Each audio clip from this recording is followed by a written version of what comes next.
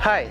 Many people invite us to replace their existing water heaters, and there are several solutions that we offer in our company. It's a standard water heater replacement, it's a tankless, or it's a heat pump water heater. Here in this house, as you can see, there is an existing standard tank water heater that's been out for many decades.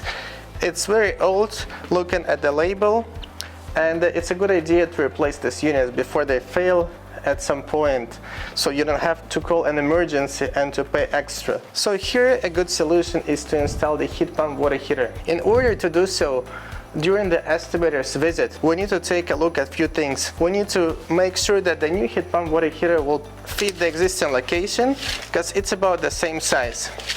Also, things like this will be out because heat pump water heaters do not need any of those ugly pipes anymore.